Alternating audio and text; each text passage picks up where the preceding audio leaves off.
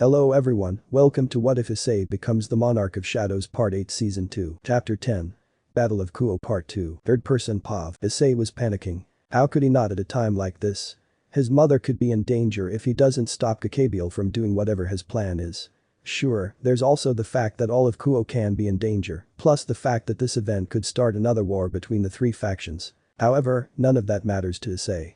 All he cares about is his mother's survival. To keep her safe and sound he needed to pluck some wings from a black pigeon. Currently, Issei was with both Rias, Sona and their peerages, just standing outside of Kuo Academy as Sona along with her peerage formed a magic circle around the entire academy, covering it in a barrier. Sona. We've covered the entire school with a protective barrier. If nothing drastic happens then it should keep anything from within from getting damaged. Rias. Thank you, Sona, this means so much. Sona. Remember that this will only work if the conditions remain the same. Rias nodded her head as both she and Sona gazed toward Issei, who had mixed emotions right now. He was both pissed and very worried about what was happening right now.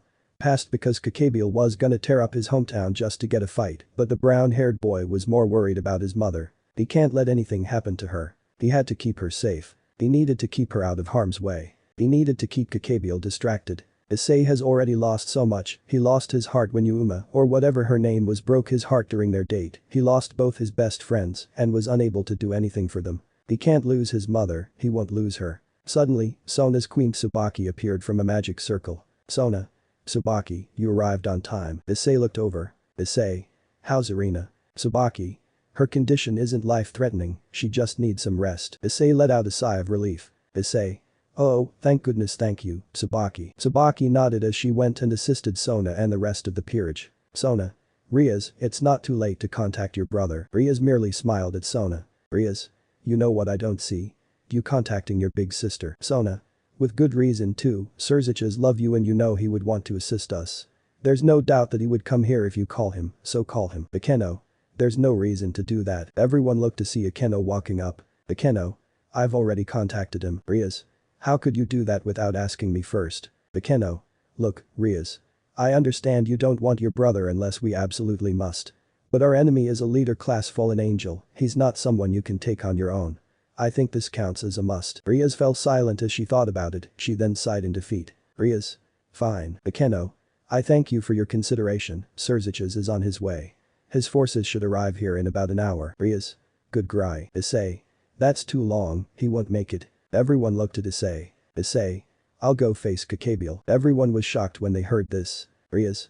Issei, you can't. Akeno. He's nothing like Riser, Kokabiel is on a complete other level. Sona. It's true, Issei.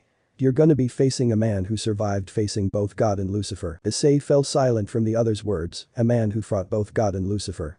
Something like that shouldn't be possible, but apparently, it is true or whatever. Issei didn't know anything about the fallen angel, and he didn't really care. That bastard made a huge mistake, and Issei will make him suffer for that. Issei. Who cares if he did? Issei's eyes started glowing with a menacing purple aura, sending a shiver down everyone's spines as they saw it. Issei. I'll make him suffer. Rias.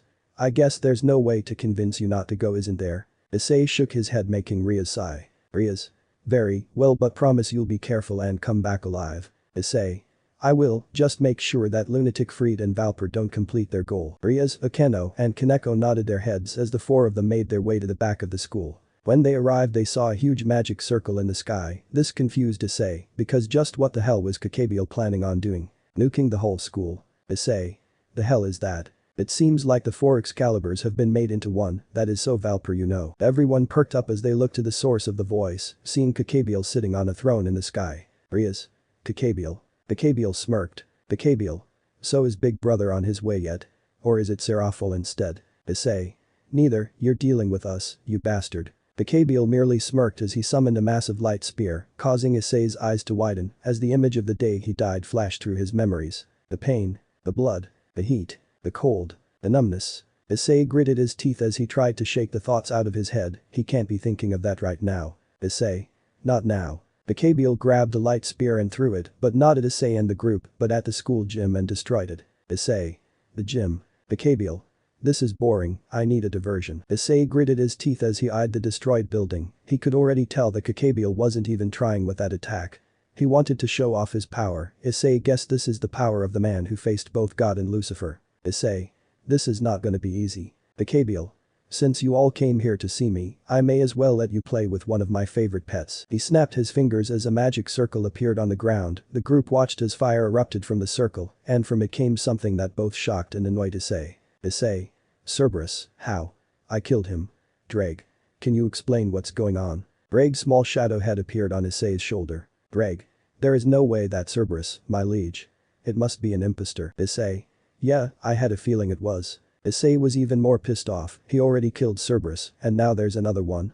He doubts that Hades will like this. The god is probably furious right now. Suddenly, a screen appeared before Issei. The Greek god, Hades, is unhappy to know there is an impostor of Cerberus. Issei almost chuckled. Issei. Yeah, I'm in the same boat as you, Hades. The Greek god, Hades, wishes that you get rid of its existence. A small smirk grew on Issei's face. Issei. Hey girls, how about we send this mutt back where it belongs? The girls nodded their heads in agreement. Issei summoned his daggers as he charged toward the fake Cerberus with Kaneko, while Rias and Akeno provided support from the Rira, or in Akeno's case, in the sky with her lightning magic. Kaneko jumped up high and landed a very powerful axe kick on the middle head, making the impostor roar in pain, and even more when Akeno electrocuted him. Akeno. You've been a bad doggy. As the Cerberus roared in pain as Issei came charging toward it and began slashing at its legs, causing it to fall to the ground and growl in anger. Issei smirked. This was pretty easy, and the battle has only just begun. He'll make this wrapped up before he knows it. After all, the Cerberus was pretty weak. Rias. What the hell? Issei. Huh? Issei looked over at Rias, and his eyes widened as he saw two more Cerberus rise from magic circles. This flabbergasted the brown-haired boy, because how the hell was there now 3 fake Cerberus? Where did Kokabiel even get them from? Kaneko. 2 more? Akeno. That's not possible, there's only meant to be 1 Cerberus. Rias summoned a ball of power of destruction and threw it at one of the Cerberus, knocking it back. Rias. You 3 focus on that one, I got these 2. Issei. Rias, don't be foolish.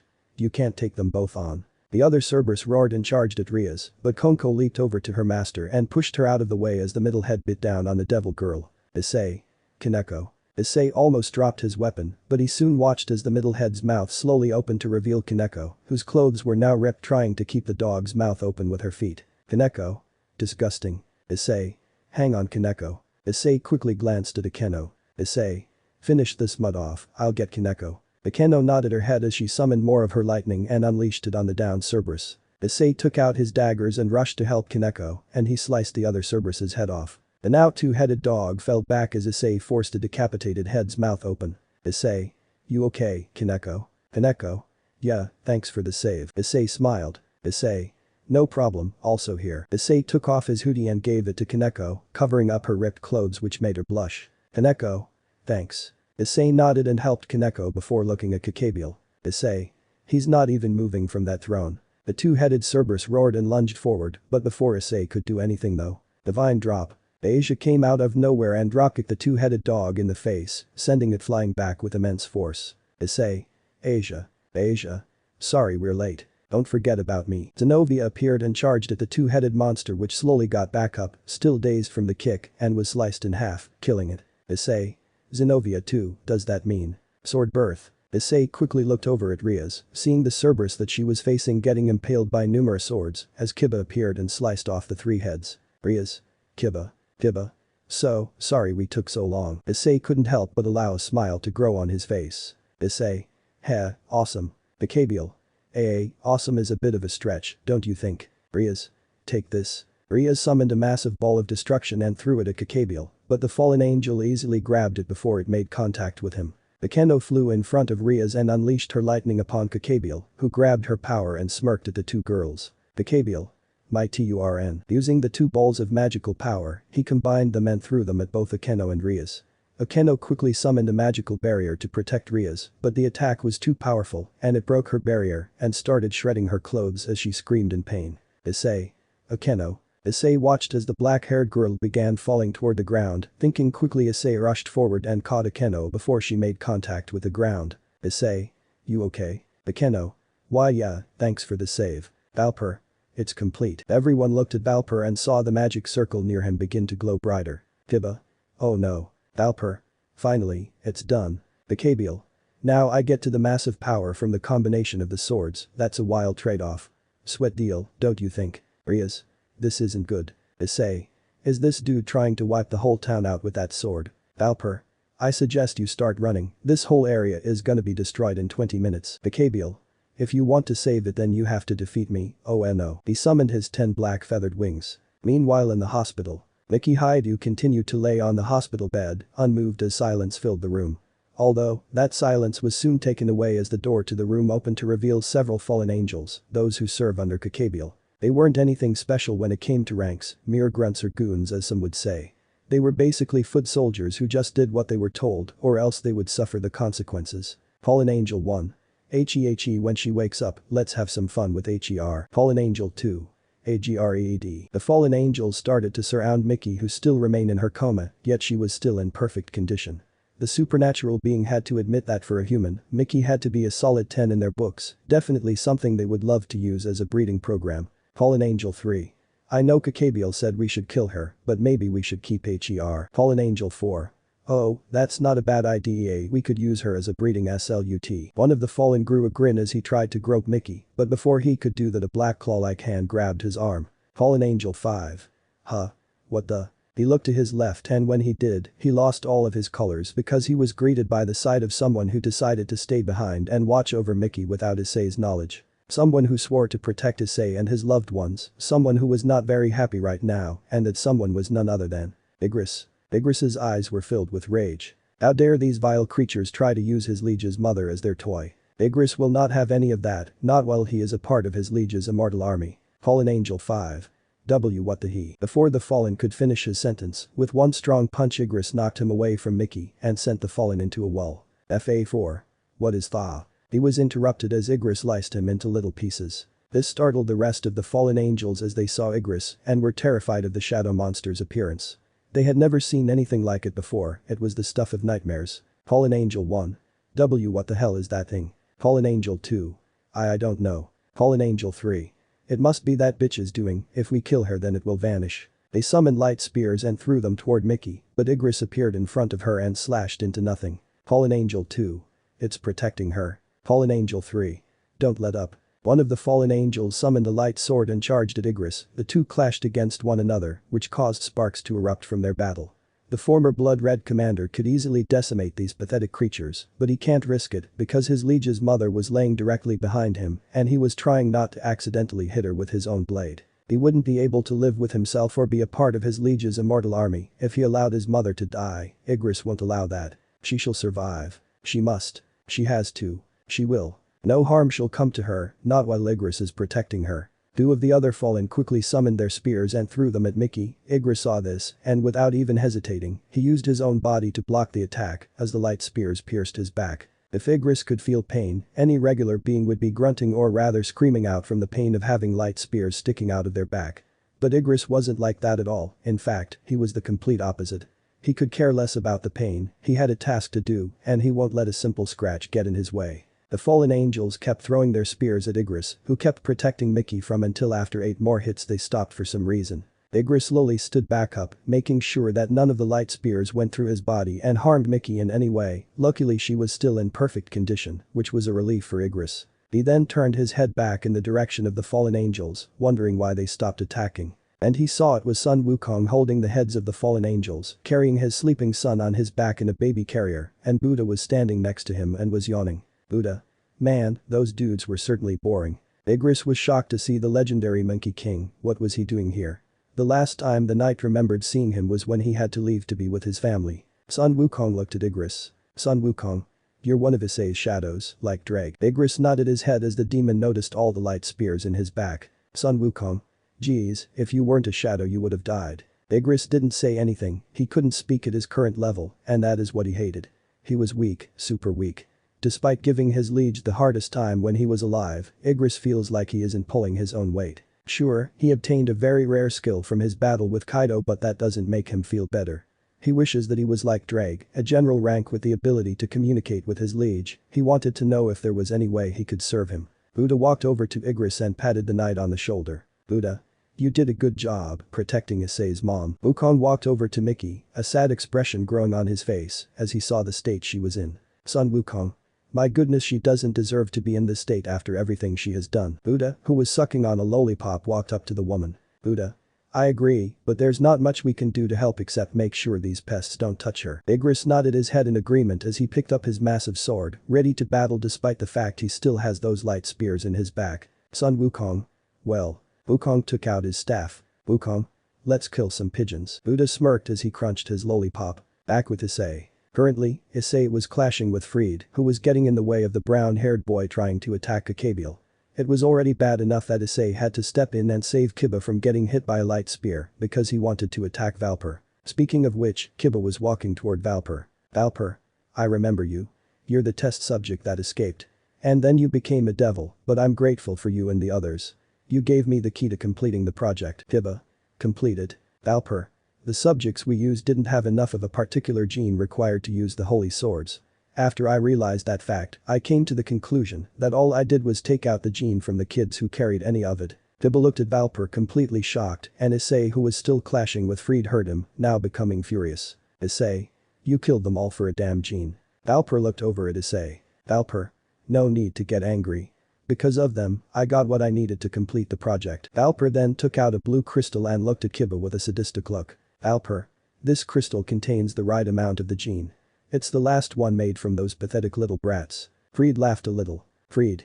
The other guys they tested it on died because they were too weak to take on genes. If you think about it that way, you're lucky to be fighting a one-of-a-kind. Kiba. But there was no need to kill us. Issei. Kiba. We believed what we were doing was for God. We did it because we believed we had hopes and dreams, but you just threw us away like trash. Valper tossed the crystal to Kiba. Valper. Here. You can keep that. We've reached a point where we create higher quality crystals. Issei gritted his teeth as his eyes started burning with anger. He then kicked Fried away as he looked over at Kiba. Issei. Kiba. Kiba slowly got on his knees and picked up the crystal and hugged it. Issei. Kiba, you're not supposed to die for your friends, you live for them. They didn't sacrifice their lives for you to die for the sake of revenge, they did it so that you can live for your and their sake. He's right. Kiba perked up as the crystal started glowing, then several spirits appeared around Kiba, which shocked him because it was them, his friends, his fallen comrades, the ones he swore to get revenge on Excalibur for. His friends, his fallen comrades, the ones he swore to get revenge on Excalibur for. Girl Spirit 1.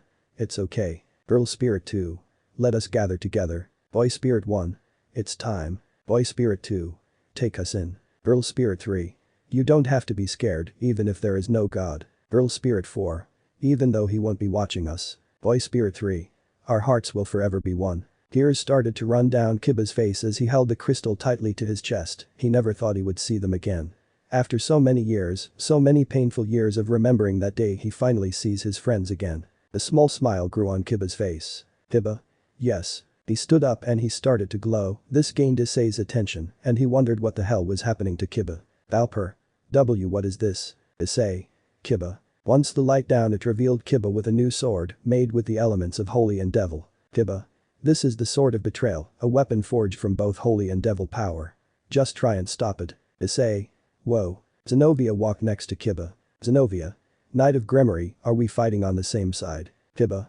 I like to think we are. Zenovia merely smiled as she held out her hand and a magic circle appeared. From it came a massive sword that was chained up. When she grabbed the handle of the sword, the chain shattered. Zenovia. This is Durandal. Kiba. Durandal. Issei. Another holy sword. Asia walked up to Issei, standing next to him. Asia. Yes, a very powerful one. Said to be on par with Excalibur itself, that sword has been told to cut everything in this world. Issei. That's one hell of a sword then. Valper. Holy and devil impossible, two opposite elements cannot be combined like this. Issei looked at Valper. Issei. You better believe it, bastard, cause it just happened. Fried. Who cares, it's no match for my super glowy sword. Fried charged toward Kiba and Zenovia and the blonde-haired boy got out of the way as Zenovia smirked. Zenovia. Fool. She merely swung her sword and when it clashed with Fried's sword, it shattered the enemy's weapon. Fried. No. My sword. Kiba. Don't forget about me. Kiba appeared behind the stray priest and slashed his back, causing him to scream in pain as Issei soon appeared in front of him. Issei. RKO out of nowhere. He grabbed Fried's head and slammed him into the ground, knocking him out cold. Valper fell to his knees as he couldn't believe this was happening. Valper. No, this is preposterous. Preposterous pre-post. The light spear impaled him. This shocked everyone as Valper fell to his knees, blood dripping from the light spear. Issei. What the hell? Before Issei could finish his sentence, Kokabiel interrupted him and sent the boy flying back with a single backhand. Everyone. Issei. Kokabiel chuckled as everyone saw him stand next to the injured Valper, signaling that he had flown down from his throne. Kokabiel. Well, since combining the swords failed. I no longer have a use for you, Valper. Valper.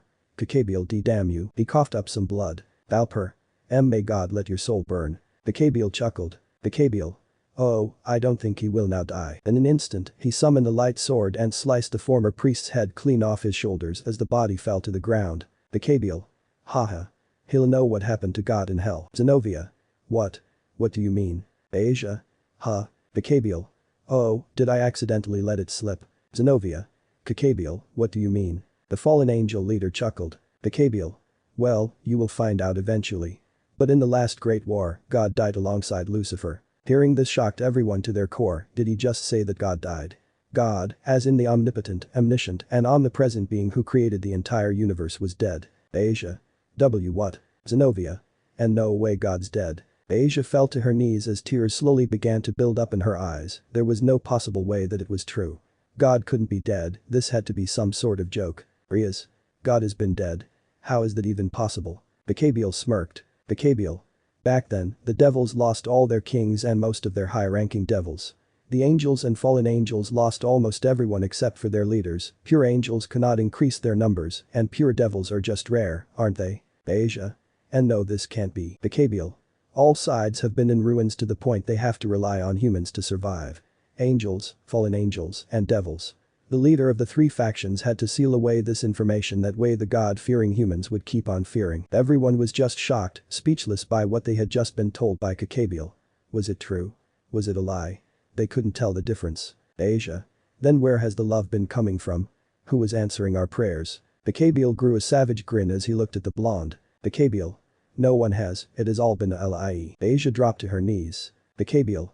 Michael was the one who took God's place and answered the people's prayers. Asia didn't say anything, she felt like her entire world had just shattered right before her eyes. Kokabiel smirked as he approached Asia, looming over the girl. Kokabiel.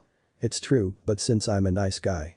I'll send you off to see your beloved God since you miss him so much. Kokabiel raised his leg and went to slam his foot down upon Asia, but just as it was about to hit her, he was stopped dead in his tracks.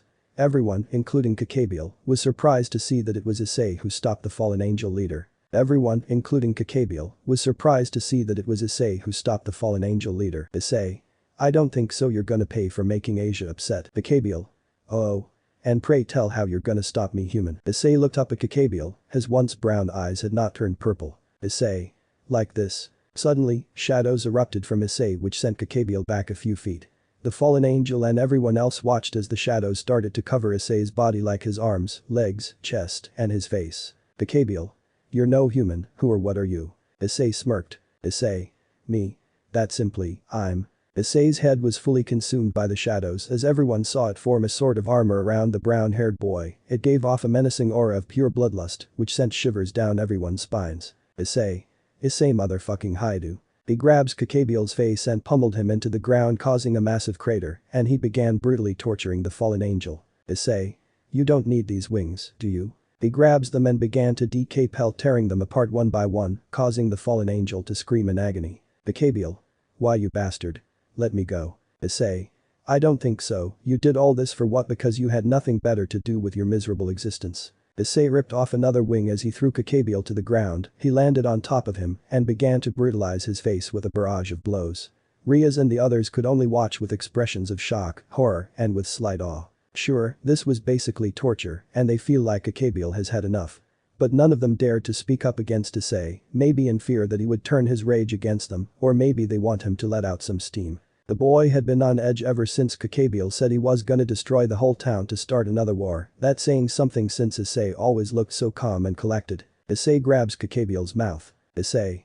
Bye maybe we can play again if I see you in Hell. He brutally tears Kokabiel apart. Blood splattered everywhere as Riaz and the others grew horrified expressions from what absolute carnage right before their eyes. They had never seen Issei act like this before. It was like he wasn't himself, like he was some other being. When the carnage was over, Issei threw the pieces of Kokabiel onto the ground before turning his head in the direction of the other. Everyone remained on guard, just in case Issei tried something.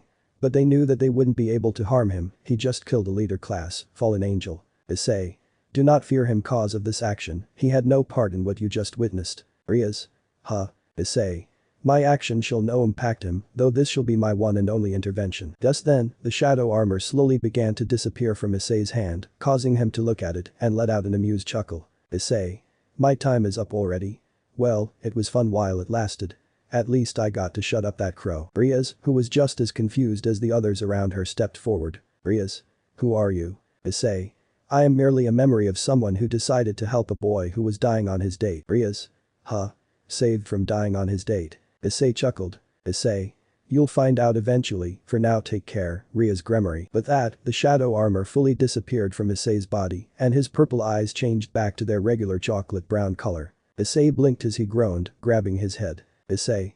Ow, what happened? Issei stopped what he was saying as he saw two things right in front of him. The first was a dead Kokabiel, and the second was the shocked expressions of the group. Issei just blinked as silence filled the air. He had no idea what had just happened.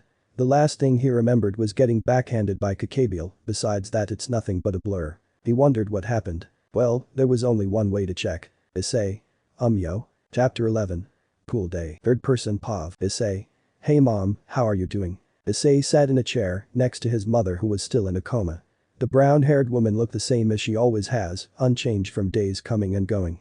A few days or yo be specific, 2 days had passed since the battle at Kuo Academy, and Issei has been filled with more questions. He doesn't remember much of what happened during the battle. The last thing he can recall is Kokabiel nailing him in the back and sending the boy flying. Besides that, everything else was pretty much a blur to him. Though, this mattered little to Issei cause he was mainly concerned about his mother's safety.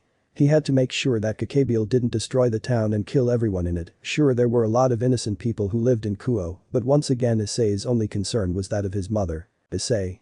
I saved the town, stop some crazy lunatic, I guess that's good, right? Issei was received with only silence, which didn't really surprise him. He was talking to himself, but there was a part of him that hoped his mother could hear him, a part of him that wondered if his mother still had some awareness of what was happening. Letting out a small sigh, Issei sat back in the chair and stared up at the ceiling in silence. He was trying his hardest not to break down and cry. He was trying to hold on to the smallest bit of hope that was inside of him. Although, one thing was still plaguing his mind, and that was what had caused his mother to fall into a coma. What caused her to get sick? Sure, she coughed every once in a while after he met Wukong, but Issei can't blame the Monkey King for anything since both he and Issei are technically rivals to some degree and they wouldn't harm each other's family members. Plus, how would he? Even at his current level. Issei doubts that he would be able to harm Sun Wukong's wives or his child. Then again, he should probably stop thinking about it just in case the demon decides to stop by and check up on him. For now, he should stay focused on the matter at hand, which was his mother. Issei. There has to be a way that I can help her, a way that I can cure her. Suddenly, a screen appeared next to Issei which annoyed him cause at first he believed that it was the system telling him to do his daily quests. However, when he checked the screen, it wasn't that but rather something else. Item. Holy Water of Life. Item class. S. Type. Consumable. Issei. The Holy Water of Life. Issei completely forgot about the recipe. It said that it could cure any disease, so that means he can use it to cure his mother. The brown-haired boy felt a surge of happiness fill him, though it didn't last long as he remembered he was missing one final ingredient to actually make the holy water, and that was purified blood of the Demon King. Issei placed his hands on his face as he groaned in annoyance. How could he be so stupid? Of course things won't be easy. If he wants something, then he was gonna have to fight through hell to get it. This is why he sometimes despised MMORPG games, cause you always have to do something extremely dangerous to get what you want. For example, you're trying to craft a new weapon or armor, but the missing material you need is a certain boss drop that has like a 0.5% chance of dropping after the kill. Another example is when there's like an event going on, giving rewards like a badass skin or something that you want, but you have to face level 1000 enemies and you're like only level 50 or 60 at most. Those moments really annoy Issei. The fact that he had to get purified Demon King blood was making him start to slowly hate the system and how it worked. Issei. Fucking hell. He glared at the system and flipped it off. Issei. Screw you, system. Screw you and your bullshit. Issei soon let out a small sigh as he turned his attention to his mother. He wasn't planning on going back to the demon castle anytime soon, cause he needs some time to recover after the events with Kokabiel and the Excalibur fragments. But it wasn't like he had much of a choice. If there was a way to help his mother, then he was gonna take the chance. He had to help her. Issei needed her, she was the only family member that he had left. Issei. Mom, just hang on a little bit longer, I'll get that blood and fix you up. I promise. And so, Issei stood up and made his way toward the door. He grabbed the doorknob and opened it, walking out of the room and entering the hallway where he was greeted by a surprising sight. Artemis, the formidable goddess of hunt, stood leaning against the wall with her arms crossed. The brown-haired boy couldn't help but feel a sense of awe and unease in her presence. It was unusual for her to be waiting for him, a mere mortal man. However, he suspected that her curiosity was piqued by the unusual powers he possessed. He approached her and let out a small chuckle. Issei. Well, I'll be. Artemis, the goddess of hunt waited for me? I'm not sure if I should be honored or creeped out. Artemis merely rolled her eyes at Issei's words. His attitude and attempt of humor to lighten the mood was nearly as bad as her uncle, Poseidon, and the only jokes he tends to make are based around the ocean or fish. Artemis. Spare me your attempt at humor, I find it annoying. Issei raised his hands in front of him, trying to mask his inner turmoil. Despite having faced Sun Wukong, a deity more powerful than the one he now confronts, he couldn't shake off the feeling of intimidation that came with being in the presence of a god. He knew that Artemis held the power of life and death over him, and her slightest whim could end his existence in the blink of an eye. Nevertheless, Issei tried to summon his courage, determined to face the goddess with a calm composure, even if it was just a facade. Issei. Okay. No need to get angry. Artemis. I'm perfectly calm, human. Issei. Didn't say you were, also could you please just call me by my name? At least once. Artemis didn't reply, although she didn't need to because her facial expression said it all. There was absolutely no way that she was gonna call Issei by his name, he hasn't proven himself to her, and she was also a man which she despised. Issei. Never mind then. Issei shook his head, Heil wasn't gonna bother with something as pointless as Yatinga goddess to remember his name. Meanwhile, Artemis shifted her gaze towards the door that Issei had just left moments ago, as if she was curious about what had happened inside. Artemis. So that was her? That was your mother? Issei nodded his head. Issei. Yeah, I'm not sure why. But something happened to her, she fell into a coma. Artemis. When will she awaken? Issei. I don't know, but I think I know a way to help her. It won't be easy though. Hearing this gained Artemis' attention as she looked at the boy curiosity. Issei was not like all the other males she has seen. The goddess original thought that he was just the same as all the filthy pigs. The fact that he wanted to help a woman, a completely defenseless woman instead of taking advantage of her astonished the goddess of the hunt. Maybe Issei wasn't like the others, maybe he is different. Artemis. And how do you plan on helping her? Issei grew a small smirk, his eyes slowly glowing a light purple color. Issei. I'm gonna make some holy water from demon blood. Time skip. As the sun rose on a pristine morning, Issei set out for the occult research club with a sense of anticipation. Riaz had sent him a message requesting his presence, and although her tone didn't suggest any urgency, Issei couldn't help but wonder what awaited him. Upon reaching the clubroom door, Issei paused for a moment, taking a deep breath to steady his nerves. With a firm grip on the doorknob, he pushed the door open and stepped inside. His eyes darted around the room, taking in the familiar surroundings. As he scanned the room, Issei's gaze settled on Zenovia and Asia, both dressed in the Kuo female uniform, seated on one of the plush couches. He felt a jolt of surprise and curiosity course through him, wondering what could have prompted their unexpected visit. Issei. Zenovia, Asia. What are you two doing here? Asia. Well, you see. Zenovia gently placed her hand on Asia's shoulder, and to Issei's amazement, a pair of beautiful devil wings sprouted from both their backs. The sight surprised him even more than he already was. As he looked at them in disbelief, he couldn't help but wonder if they had given up their humanity to become devils. Why would they make such a drastic decision? Issei had always thought that they would stick by their beliefs and remain as humans. He couldn't help but feel a tinge of envy, seeing the majestic wings on his friends' backs. He wondered what it would feel like to soar through the skies with such grace and power. At the same time, he was filled with questions and concerns. Had they truly abandoned their humanity? What would become of them now that they had taken this path? Issei. You two Beckham's devils. Zenovia nodded her head. Zenovia. Yes, after we discovered that God was dead. We had nowhere to turn to. She then gestured to Riaz who was sitting at her desk. Zenovia. Lady Riaz granted me her knight piece and Asia her bishop piece, she also got us both enrolled into the school. Issei looked at Asia. Issei. You sure you want this? Giving up everything you believed. Asia stared at the ground for a few seconds, making sure she chose her words carefully. Asia. Yes, I am sure that, if God was still alive then he would want both Zenovia and I to walk down a new path. She grew a smile, causing Issei to look away from how bright it was. Asia. After all, I'm sure I will make tons of friends here. Issei. So bright. Must not look. The boy soon turned his attention to Riaz for two reasons now. One was for why she asked him to come to the clubroom, which he's hoping wasn't just to tell him that she has new pieces, and two for a more personal reason. Issei. Riaz, I know I'm not a devil and all but. You sure it's a good idea to turn two members of THR church into devils? Won't this cause some sort of argument between devils and angels? Rias shook her head. Rias? No, she should be alright. Plus as the wielder of Durandal and Twilight Healing, I couldn't simply let them roam the streets and get jumped by any remaining members of Kokabiel's army. Issei. I see. He looked at Zenovia. Issei. So, what about Irina? Does she know about this? Zenovia. Irina took the 5 Excalibur pieces, mine included, and went back to HQ with them and Valper's body. They may have been destroyed, but our mission to recover them was pretty much a success.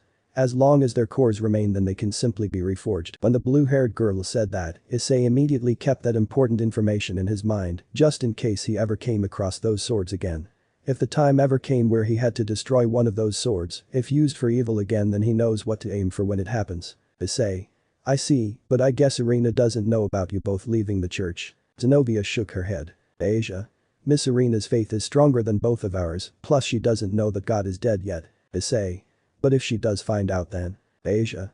We're not sure what will happen. Rias. The church reached out to us, well more specifically the Devil King, and they want to discuss about the incident. Issei raised an eyebrow. Why would they want to talk about the incident? Shouldn't they have notes all about it? Plus, the news of Kokabiel's actions must had spread throughout the supernatural world, so all the races would know what the Fallen did. Issei. That's strange. Indeed, it is. Issei turned to the sudden voice and saw both Sona and Saji standing at the doorway. Issei. Oh, Sona. I didn't know you were here. Sona smiled. Sona, hello Issei. I see you're doing well. Issei chuckled as he scratched the back of his head. He can't tell them about his mother's condition well yet anyways, because he needs to get the blood. Issei. If you count not remembering what happened during the battle, then yeah. I'm doing well. Rias smiled. Rias, hello Sona. What can I do for you? Sona. Well, it's not really a task, but I hope you will consider it. Thanks for dealing with Kokabiel. Issei. What is it? Sona only smiled. Time skip. Issei's eyes widened in surprise as he, Rias, and her peerage were standing before a colossal pool atop one of the buildings. The sheer size of the pool was awe-inspiring, but Issei was taken aback by its putrid condition.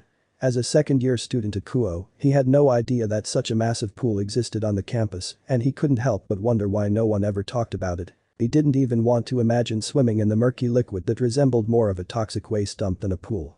The water's color was an unappetizing shade of green-brown, and the surface was dotted with debris and slime. It was no wonder the pool had been abandoned for so long, with its water so dirty and uninviting. Issei. When did we get a pool? Bakeno giggled. Bakeno. The school has always had one, Issei. Though it hasn't been used since last year. Issei. So we have to clean it. Bakeno nodded her head. Zenovia. How does it make sense for our club to clean it? Briss. Well, technically it's the student council job.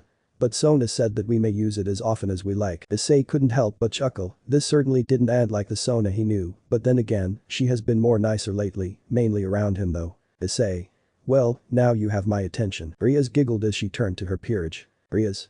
Alright, what do you say we blow their minds with how clean the pool would be? Rias peerage. Yeah. And so, the group split up and went into their separate changing rooms. Kiba and Issei and the boys and the girls went into the girls' changing room. Issei was so glad that he wasn't his old perverted self anymore, cause he doubts he would be able to control himself. Like, being in a pool with several beautiful girls. That's basically a dream come true for any man, besides Kiba of course. To this day, Issei is still wondering if the blonde-haired boy is gay, cause he keeps turning down all the females that approach him. Sure, it could be cause he doesn't want them to find out he's a devil and keep them safe. But he could at least try talking to a girl or else people are gonna get the wrong idea about things. Issei changed into his sweatpants and took off his shirt since he normally swims shirtless and was about to walk out, but Kiba stopped him. Kiba. Hey, Issei. Issei. Yeah. Kiba. I didn't get the chance to tell you this, but if anyone or anything tries to harm you, I will destroy them. You're my friend, you saved me and helped me find peace after so many years.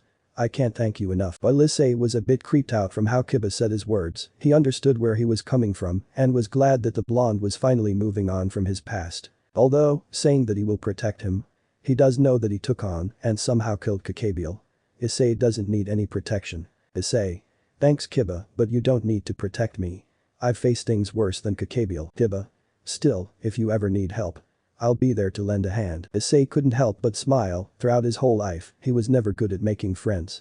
Motohama and Mitsuda became friends with him cause the trio shared THR same idea, but now THST they were gone. Issei had no one left. So, he was glad that he was slowly gaining new friends. Issei. Thanks, I'll keep that in mind. With that, Issei made his way out of the changing room and was welcomed by the warm rays of the sun which washed over his body. He took a moment to close his eyes and take in a deep breath. He had been so focused on leveling up that he forgot what it felt like to relax. The brown-haired boy had been under a lot of stress, which has been taking a toll on his mental health. It was a good thing that Riaz was letting the chill in a pool. Issei could use this brief moment to relax and take his mind off things. He'll continue to level up and go and gather the purified blood of the Demon King to make the holy water of life and cure whatever disease his mother has, but he can't, so that if he's gonna be concerned every few seconds. Issei. This is nice. Hey Issei. Issei. Issei turned his head in the direction of the voice, his eyes widened a little as a slight blush grew on his cheeks. Standing before him was both Akeno and Riaz, both girls wearing their respective swimsuits, and they were certainly something. Riaz. Well, Issei. How do you like my bikini? Akeno. Issei, what about mine? Issei's face became more red as he looked away. Issei.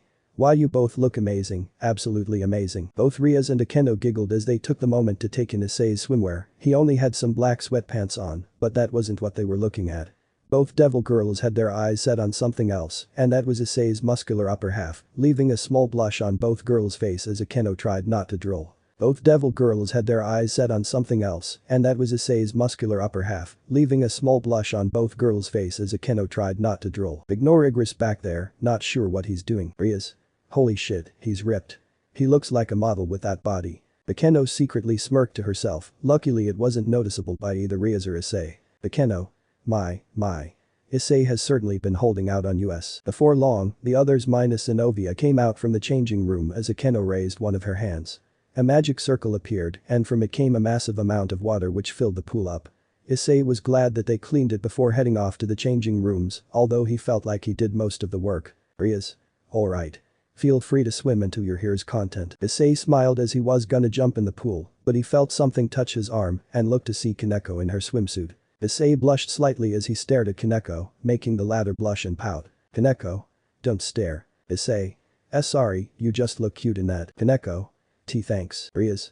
Hey, Issei. Issei looked at the crimson red-haired devil girl. Issei. Yeah. Riaz. Can you do me a favor? Issei. Sure. What is it? Riaz. Can you teach Kaneko how to swim? Issei blinked once, twice, and 3 times as he grew a surprised expression before looking at the white-haired girl. Issei. You don't know how to swim? Kaneko looked away, embarrassed. Kaneko. And no. Issei looked at the girl for a moment, but he soon grew a small smile and gave her a gentle head pat. Issei. That's alright, I can teach you. It's pretty easy once you learn the basics. He walked over to the shallow end of the pool, dropping down into it as he turned and held a hand out to Kaneko. She blushed and took his hand, and Issei proceeded to help Kaneko into the pool with him. Issei. Okay, first things first. We gotta teach you how to float, holds my hands and relax. I got you, so there's no need to panic. Kaneko nodded in understanding as she took the boy's hands and started to calm her mind, beginning to float in the water. Issei. There we go, you're doing it. Kaneko. I am. Issei smiled. Issei. Alright, I'm gonna slowly back up and you're gonna put your face in the water. This will help you get used to the water moving on you, but you will also be kicking your feet, which will help you move forward. If you need air, just put your head up when you need. Kaneko. Oh okay. And so, Issei started to move backwards as Kaneko began kicking her feet. Issei had to say, for someone who didn't know how to swim, Kaneko was definitely a quick learner. Of course it will take time and practice to get used to it, but he gets the feeling that she may end up being a pro at swimming. Issei. There you go, you're doing great. Asia, who was sitting on the sidelines, was cheering Kaneko on. Asia. You can do it, Kaneko. Do your best. Issei chuckled at the blonde's words, though he wondered why she was in the water. Could she not swim either? Did she needed swimming lessons as well? Kaneko. Hey, Issei-senpai. Issei. Issei. Kaneko. I'm sorry you had to help me learn how to swim. Issei merely smiled at the girl. Issei. It's alright, Kaneko. I don't mind helping you. Before Issei could finish his sentence, he didn't realize how close he was to the edge of the pool and ended up hitting it as Kaneko held onto him, causing both of them to blush. Kaneko. You're so kind, Issei-senpai, please, don't ever change. Issei stared at Kaneko, surprised and confused by her words. But he didn't think much of it as he gave her a head pat. Issei. Don't worry, I won't. Kaneko smiled as she hugged the brown-haired boy tightly, feeling his muscular body which made her face go red. The other girls saw this, and they started to feel jealous of Kaneko's position, even Asia, who was feeling the same thing. Asia. I don't know why I feel like this, but I won't lose. Time skip. After swimming for a little bit, Issei decided to take a little nap to recharge, while the other kept having fun. Although, he didn't really get much sleep because he felt something land on his chest which made the boy open his eyes. Issei. He looked and saw some sort of bottle, he grabbed it and looked at it. Issei. Oil. Who dropped oil of me? Hey, Issei. Issei perked up and turned his head to the voice, only for his face to go bright red as he saw Rias. Rias. Would you like to oil my breast? If Issei's brain was a computer, it would have crashed from the splendid sight before him. He immediately sat up straight as he tried his best to not stare, but it was a bit hard not to, he was not expecting this to happen and was at a complete loss of words. Rias. So, Issei. Uwanna. Issei. As the brown-haired boy tried to muster a proper sentence, he felt some weight on his back as he looked and saw Akeno. Akeno. My. Don't forget about me, Issei. How about you oil my breast instat? Issei's face became more red as Rias glared at her queen. Rias. Akeno, what do you think you're doing? Akeno looked at Rias. Akeno. I'm having fun with my issei. She proceeded to nibble on the boy's ears, much to his and Ria's shock. Though the shock didn't last long as Rias started glaring at Akeno, one of her eyes twitching. Akeno did not just do that, she did not just do that right in front of her. Akeno was a lot of things, but being Miss Steal Your Man isn't gonna be one of them. Not of Ria's watch. Rias. Akeno, get your hand off my man. Akeno. Your man. Last time I checked, Issei senpai wasn't with anyone so he's up for grabs. Rias. Absolutely not. I won't have any other woman get my man. Issei sweat dropped as both Rias and Akeno started to argue with each other, while Issei just remained where he was, totally done with his shit. Issei. Yeah days. Issei could break up this fight, he could do it so easily, but what good will they do? Will they listen to him? Probably no. Will they continue to fight over him? Most likely. All the brown-haired boy could do is just sit and wait until they tire themselves out, then again they aren't dogs nor humans, so that could take a while, double that time since they are females, and they love to go on. Ahem. Who said that he was either of your two man? Akeno, Rias and Issei turned their heads and thought it was one of the other's girls, but surprisingly, it was actually Sona who was wearing a swimsuit and had her arms crossed. Issei. Sona. Rias. What are you doing here? Sona adjusted her glasses as she glared at both Akeno and Rias. Sona. I came to surprise my Issei with my new swimsuit, I thought he would like to see it. Issei. It is a nice swimsuit. Sona. What I didn't expect was to see two bimbos fighting over what's clearly my stud. Both Akeno and Rias gasped. Both. Bimbos. How dare you? And so, Sona was now involved in the argument as Issei just sighed to himself. Issei. I am so done with this shit. Chapter 12. Godly Party. Third person Pav. Issei. Well, that was certainly one hell of an experience. Issei was rubbing the bridge of his nose with his hands, the sun was setting over the horizon as the once blue sky that filled the town of Kuo was replaced by a deep orange one. While it was a beautiful sight to behold, Issei wasn't really paying much attention to all that right now, since he was trying to settle down the headache he was getting. He just left the school grounds after the fun experience he had at the school pool. Well, he wouldn't really call it a fun experience when it was more like a bloody nightmare. One that he won't be forgetting for a very long while. Issei. I'm still shocked that Sona actually showed up. Flashback. Explosions. Lighting. Water. Destruction. Issei was currently running away from the chaos which was the battle between Sona, Rias and Akeno. The brown-haired boy may be powerful in his own terms, but he was still human, he didn't have the body of a devil. Issei. Oh, why me? Issei sprinted toward the changing rooms, hoping that he'll be safe there from the battle going on outside. When he arrived, he panted a little as he looked back and saw that the chaos was still going on. Issei hoped that Asia, Kiba and Kaneko aren't getting caught up in the crossfire, because that would be pretty bad. Then again, Issei was sure that Rias, Akeno and Sona know not to go overboard. They still had to keep themselves a secret from the rest of Kuo, and while Issei was no genius, he was pretty sure that seeing explosion above a school wouldn't be a good sign. Issei. What has gotten into those girls? Oh, Issei Haidu. Issei perked up at the sudden voice and turned his head to see Zenovia, who was in her swimsuit. Issei. Zenovia. Zenovia. What's going on outside? Issei. Don't worry about it. It's nothing to worry about. Issei then realized something, well, two things actually, and they were that he didn't see Zenovia outside at the pool, and the second was her swimsuit. He had to say, Zenovia looked good in her swimsuit. If he was his old perverted self then he would agree, but also be thinking perverted things. But he was more curious about why he didn't see her at the pool. Could she not swim as well? Did that make three people who didn't know how to swim? Issei. Wait, why didn't I see you at the pool? Zenovia blushed slightly, a little embarrassed. Zenovia. It's the first time I ever wore a swimsuit, so it took longer than I expected. Does it look good on me? Issei gave the blue-haired girl a small smile. Issei. It looks great on you. Zenovia blushed a little from the compliment, though Issei soon crossed his arms. Issei. But what do you mean, first time? Did you never take breaks and go swimming while at the church? Zenovia shook her head. Zenovia. The church had strict rules that I had to follow, since I was always on a mission I never really considered this. But now with my whole life changed, I guess I want to give things a try. Issei kinda felt bad for Zenovia, but at the same time if he was in her position then he would probably had felt the same. Zenovia. Issei Haidu, I have a serious request. Issei held up a hand. Issei. Please, just call me Issei. We're allies and technically friends. Zenovia. Right then Issei I mean Issei. Issei chuckled. Issei. So, what's this request? Zenovia grew a small smile. Zenovia. Well Issei. Issei stood silent as he blinked a couple of times. Did he hear Zenovia ask, will you have a child with me? She was asking him to get her pregnant with his child. Well Issei has originally thought of something like this, well more like with a girlfriend that he's been with for a few months to a year or more, but he has barely interacted with Zenovia and she was asking for his child. Issei. What? Flashback end. Issei's body trembled as he recalled the harrowing experience he had narrowly escaped from. He was acutely aware of how fortunate he was to have averted a catastrophic outcome. However, the thought of what could have happened if he had not managed to extricate himself from the situation made him uneasy and he preferred not to dwell on it. Nonetheless, Issei was utterly exhausted, having had a day that was nothing short of grueling. All he wanted at that moment was to return to the comfort and safety of his home.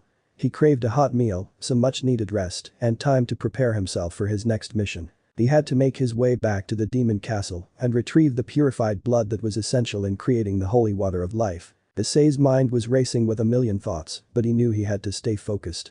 He took a deep breath, steadying himself, and began to make his way home, determined to complete his mission successfully. Issei. I gotta get the blood. As Issei walked through the deserted streets of Kuo, he couldn't help but feel a sense of loneliness and despair. The orange sky and the setting sun in the distance only added to his melancholy mood. He took a deep breath, trying to calm his nerves, but it only resulted in a small sigh escaping his lips. Memories of his childhood flooded his mind, particularly the times when his mother would take him for walks around Kuo. They would often stop and stare at the setting sun, which always left a lasting impression on him. The beauty of the moment was something that he would cherish forever. However, the thought of not being able to experience such moments again filled him with dread and worry. His mother remained in a coma-like state and he knew that he needed to obtain the purified blood in order to save her. The weight of the responsibility on his shoulders was immense, but he knew that he couldn't give up. Issei. I hope you wake up soon, Mom. Before long, Issei soon arrived at his home where he opened the front door and was greeted by Yuchi and Yamato, who were in their human forms. Yamato. Master, welcome back. Yuchi. Hey, big guy.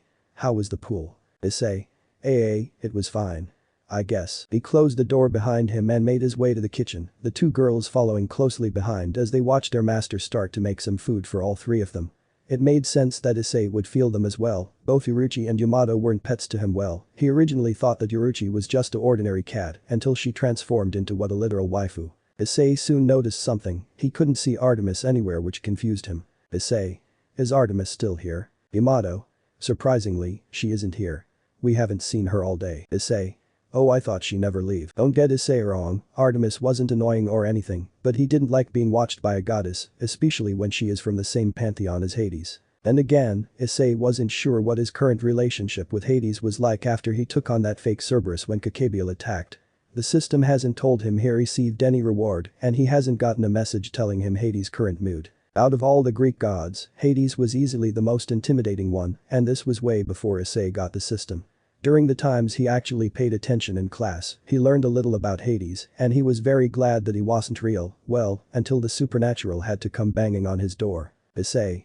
If I ever do meet Hades, I hope he won't kill me. Suddenly, a bright light appeared in the middle of the kitchen which caused Issei, Yamato, and Yuchi to cover their eyes.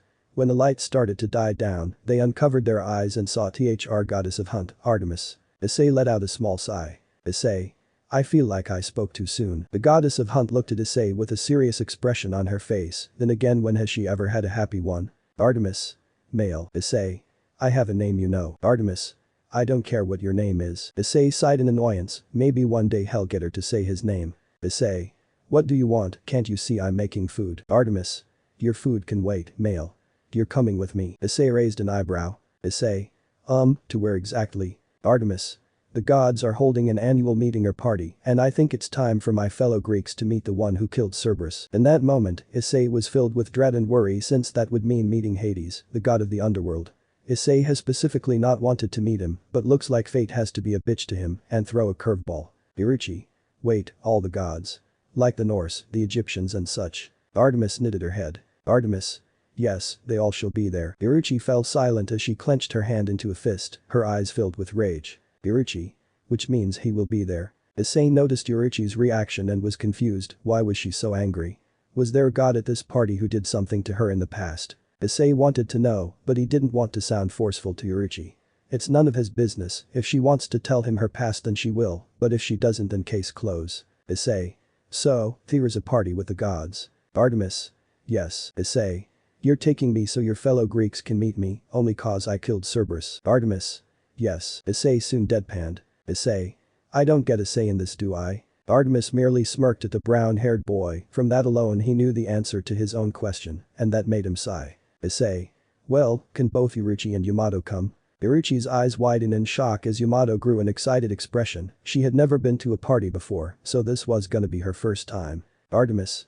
As long as they behave, they can come. Issei looked at Yuichi and Yamato. Issei. You both don't gotta, I just thought you would like to get out of the house. Yamato smiled. Yamato. I'll come with you, master. This will be fun. Issei looked at Yuichi. Issei. How about you, Yuichi? You wanna come too? Yuichi. Alright, I guess I can go. Issei then turned his attention back to Artemis. Issei. Alright, looks like we're all going. So when are we gonna head off? Artemis smirked. Artemis.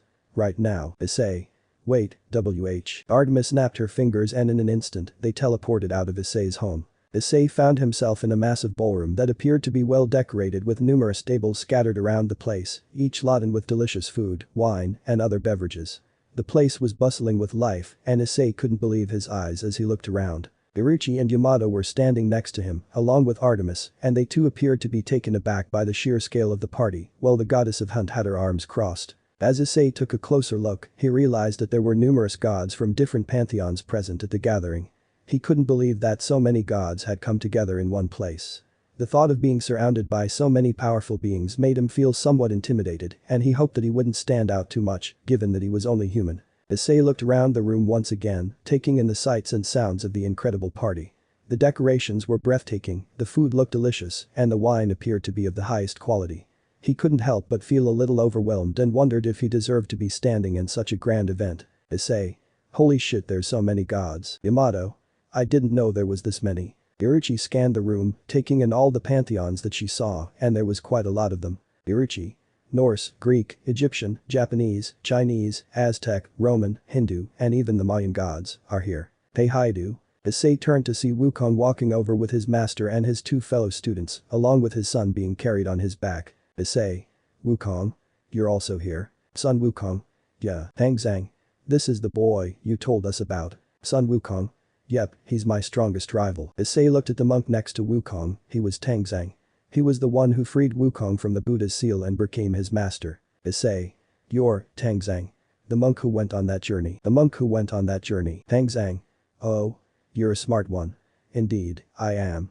It's nice to meet you, Issei Haidu. Tangzhang held out his hand for a handshake. Issei took the monk's hand and hooked it as he looked at the other two with him. If he remembered correctly, they were the pig demon and the fish demon. Issei may be wrong since it's been a while since he read that book. Issei. You two are the other students. I know one of you is a pig demon, but the other I can't really remember. Son Wukong laughed his ass off. Wujing. I'm Sha Wujing. Zhu Beiji. And I'm Zhu Beiji. Issei. Well, it's nice to meet you both. Issei.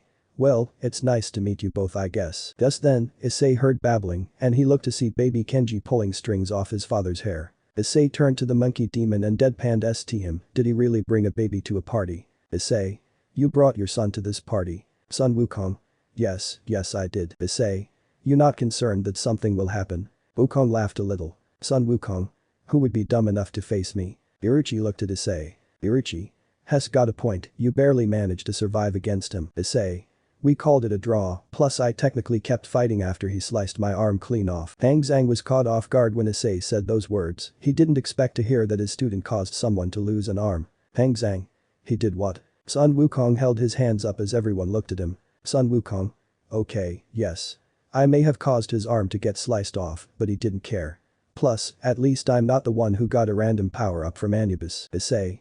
I did. Ah, so you're the one who took my tattoo. Issei immediately froze where he was from the unexpected voice. It was cold, deep, and commanding.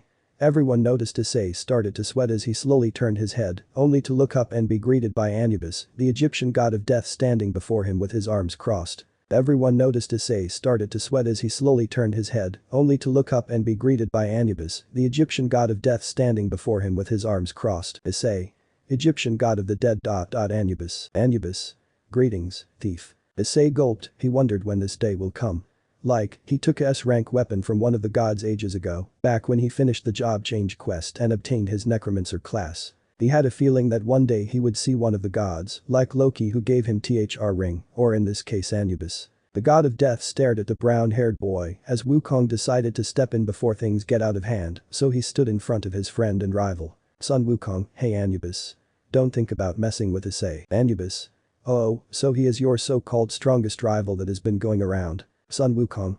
Yeah, he is. He then narrowed his eyes, a serious expression growing on his face. Sun Wukong. I won't let you harm him. Anubis chuckled in amusement as both he and THR Monkey Demon let out a tiny bit of their aura, causing the entire shook to shake and rumble as multiple eyes turned and saw the two having a face-off with each other. However, this didn't last long as Anubis was struck in the back of his head by something small and fast, though it didn't cause the god harm. Anubis. You better not be causing shit. Anubis turned his head and saw the one who struck him, the most feared Egyptian god in existence. The god who went by many titles, Anubis's adopted father, the usurper himself Set. Anubis. Father. Anubis and Set's relationship is somewhat unusual. Set took on the role of Anubis's adoptive father, while his biological father was none other than Osiris, the Egyptian god of life, who was currently ruling over Duat, the Egyptian underworld. Set caused devastation that led to the downfall of the Egyptian pantheon, but he was eventually defeated by his nephew, Horus. Following this, Set was forced to live among humans to atone for his sins. However, things became more complicated when Osiris wiped Anubis's memory and commanded him to find Set and bring him to Duat to be with his beloved. Horus intervened, but Anubis, who still had no memory, believed that he and Set were in a romantic relationship. Now, the most malevolent Egyptian god, Set, finds himself the object of affection for both Anubis and Horus. Osiris, the instigator of the bizarre love triangle, is also after him, but he's a piece of shit. Set. What are you doing, Anubis? I told you to behave. It's already bad enough I have bird brain being protective of me. Anubis. Forgive me, father. I was merely having conversation with the one who took my tattoo. Set sighed. Set. Who cares about that stupid tattoo, it was bad for you anyway. No son of mine is getting a tattoo. Can I get one, uncle? Set groaned in annoyance as he turned and was greeted by his nephew, the god of the sky, Horus. Cd. No, Horus. Horus. Why uncle? Wouldn't I look good with one? Set sighed and rubbed the bridge of his nose, for being the son of his brother and sister, Horus was a complete idiot. Set.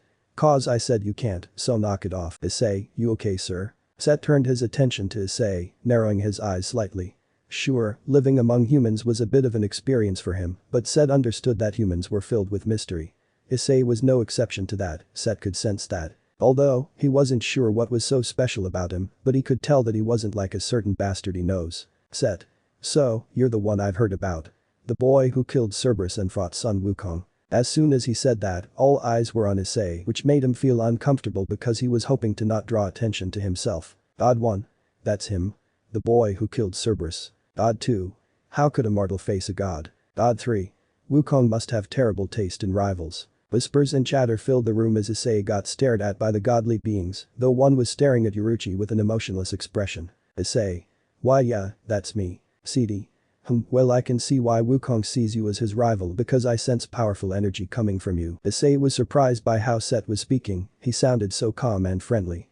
He certainly didn't sound like he did in the stories, they said that he was a cruel and ruthless god who wouldn't hesitate to kill anything on sight. But here he was, standing before Issei was the most feared Egyptian god who was said to possibly give Ra a challenge because of his ability to change into every known creature and every unknown creature. Issei. Thanks. Set, you're kinda different from how the stories tell you. Set merely shrugged. Set. Everyone changed. Yuchi. Not everyone. The person who was staring at Yuchi blankly stood up and made their way over. The purple-haired girl immediately sensed this and turned her head in the direction. Yuchi. You. Issei. Huh. Issei turned his head and his eyes immediately widened when he saw the person before him. It was a god who was an extremely tall and muscular man with long, red hair that goes past his waist, yellow eyes with black sclera. Numerous golden patterns emanate from his hands and eyes. He dons a white sash around his torso. Several brown belts could be seen around his waist with one worn diagonally. He also wore 2 leggings that go past his knees. Issei couldn't believe his eyes. It was Thor, the Norse god of thunder. The man who is said to be quote-unquote the strongest deity, Issei, could see why that was the case, because Thor was very intimidating. Issei was barely up to his waist and he himself was tall, but Thor was easily a giant. Thor looked down at Issei and Yuchi. Well, he was mainly focused on Yuchi and barely even noticed the brown-haired boy's presence. Issei. Holy shit. It's Thor. He's very tall. Yuchi.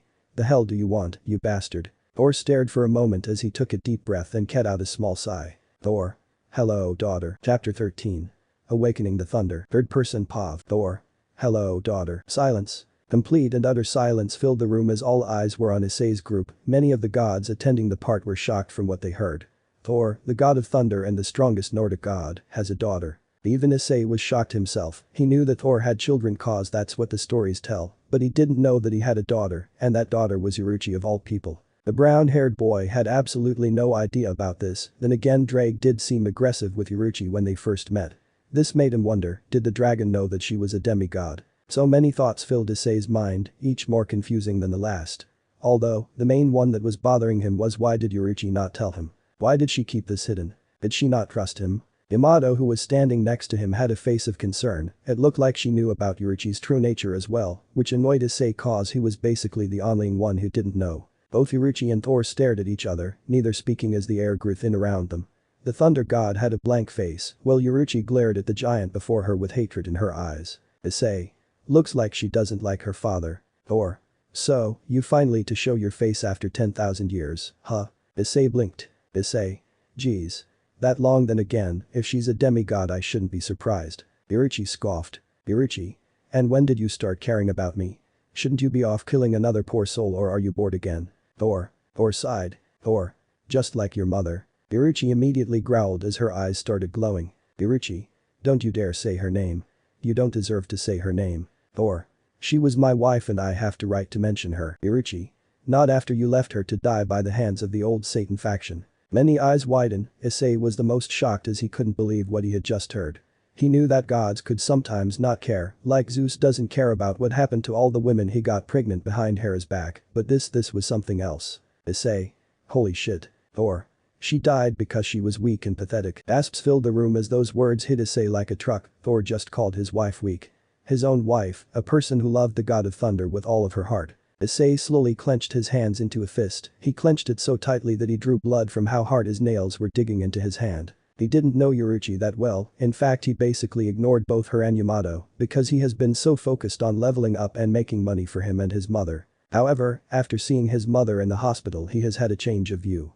Now, well, he shouldn't get involved with family abuseness because Yuchi obviously doesn't want him to. But there was no way that Issei was gonna let Thor get away with what he said, not on his watch. Yuchi. You damn bastard. Yuchi was cut off by Issei holding a hand in front of her. Yuchi. Huh?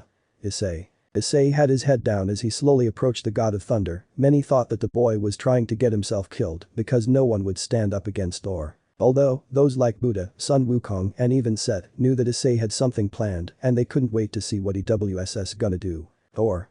And who are you lowly mortal? Issei. Me. Yuchi. Issei, don't. He isn't worth it. Issei ignored Yuchi's words as he looked up at Thor, his eyes glowing purple. Issei. I'm the guy who's gonna beat the shit out of you. Thor. You got guts threatening a god, mortal, but what makes you think you can beat me? Issei simply chuckled in response. Issei.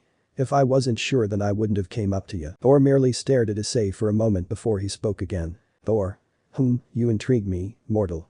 Come and face me in the arena. Issei. Gladly. Yuchi. Issei. Well, this is certainly interesting. Issei perked up and turned to see a tall and muscular woman with warm brown skin.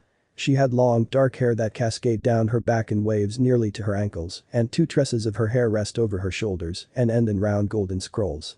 She had gold, red, and black markings around her eyes and wore thick red lipstick.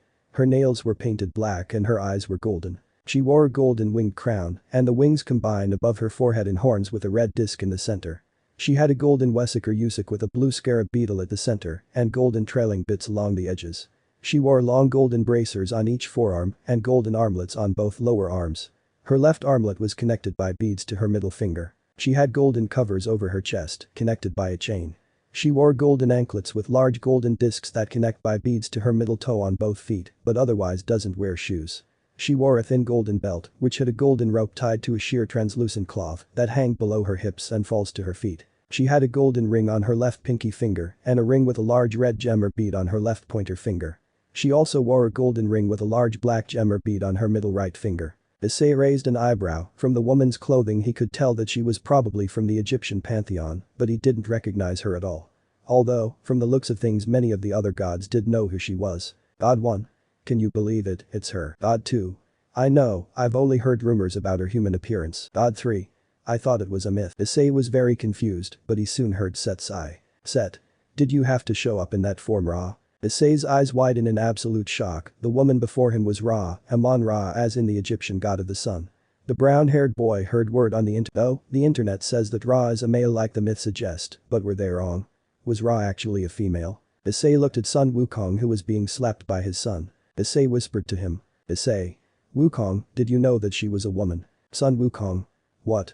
Ra being a woman? Issei. Yes. Sun Wukong. Yeah.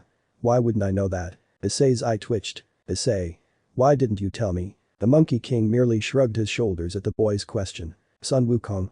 I don't know, you never asked about Ra. So didn't see a reason to tell you. Issei was restraining himself from strangling the demon right where he stood. He didn't for 2 reasons, and they were that Wukong would just flick him out of existence, and 2 the dude's a dad, so he has a lot on his plate now. Issei sighed. Issei. I hate you. Sun Wukong. Also I think she's gonna be the more quote-unquote dominant you type of woman in your growing harem. Issei. My what? Wukong deadpanned at Issei. The brown-haired boy wanted to be the harem king, and now he was dense like a motherfucker. The demon then looked over at Yuchi and Yamato who was glaring at the sun goddess and her revealing outfit as they were annoyed and jealous of her. Both. This bitch. Sun Wukong. Oh, boy. We got 2 yandiers in the making. Kenji. Georgia. Sun Wukong. You said Kenji, Issei is doomed. Or looked at Ra. Or. Sun goddess. Ra. Thunder god. She then looked at Issei and smirked a little, walking up to the boy as he saw that she towered over him. Seriously, were all gods giant or was there a select few cause Sun Wukong was the same height as Issei and he was a demon with godly powers. Ra grabbed Issei's chin and made him look up at her. Ra. Hello, There. Issei. You hi. Ra.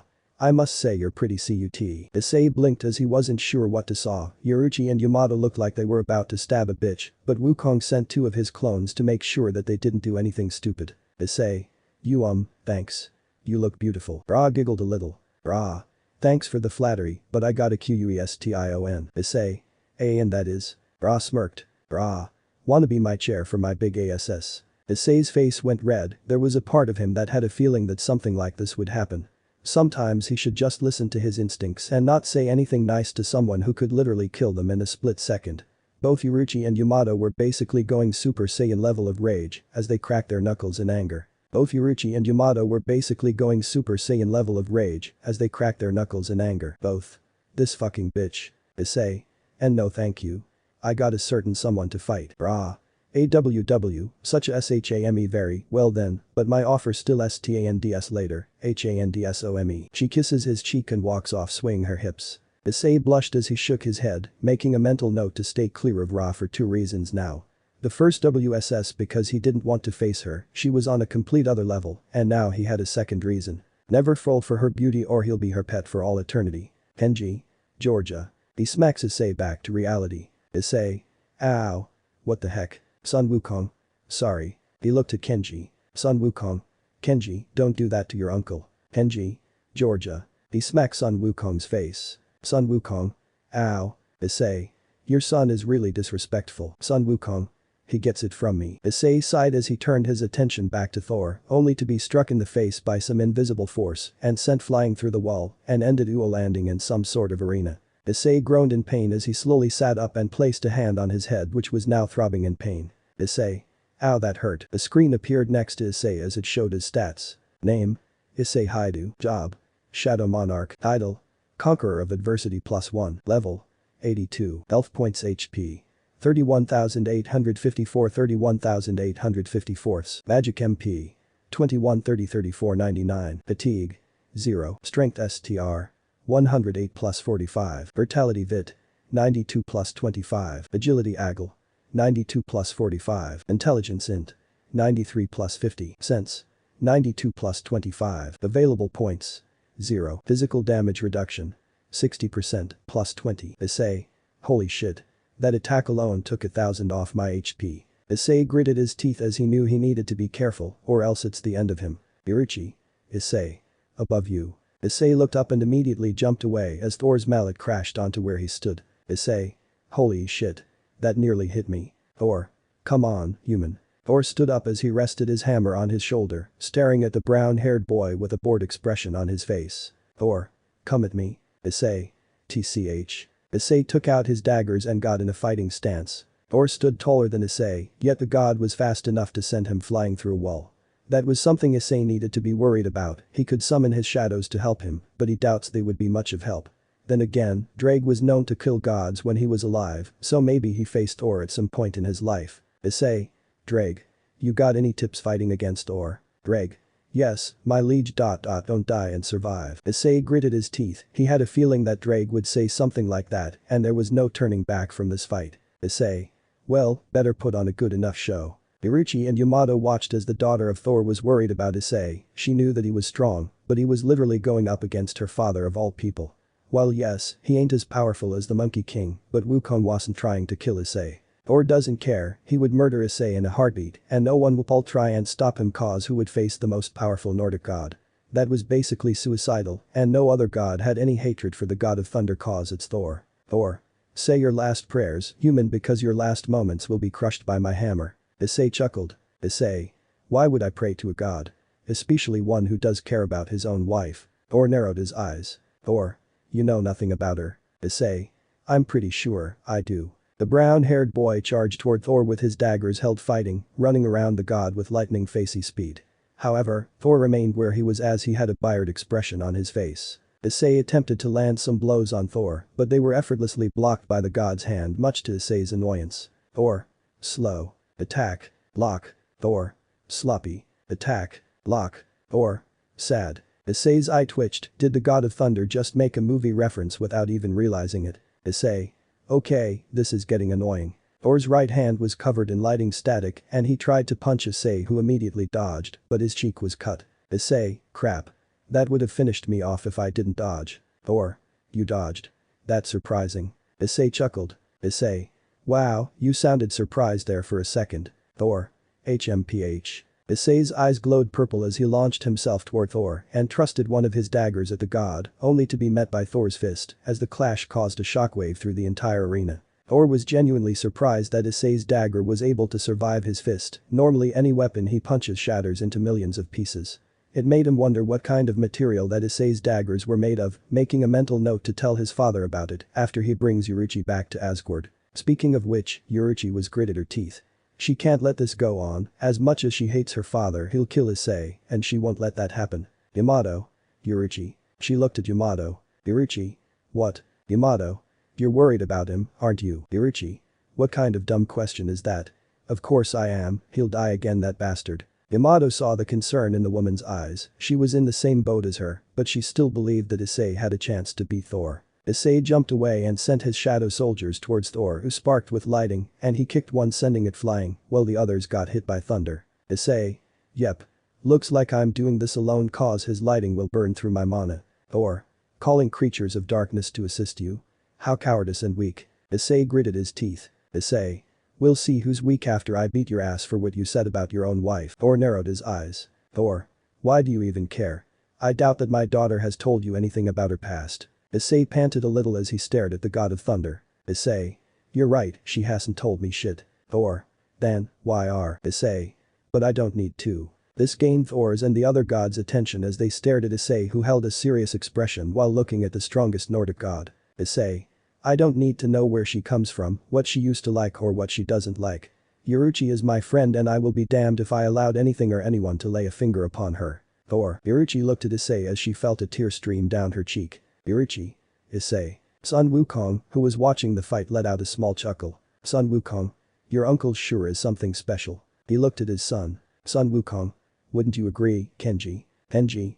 Bah, he said in response and nodding his head, making the Monkey King chuckle and pat his head as the two looked at the fight. Issei glared at Thor as his eyes glowed purple. Issei.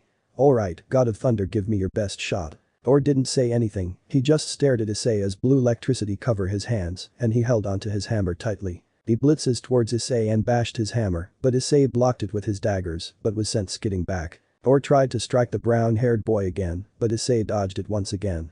Issei.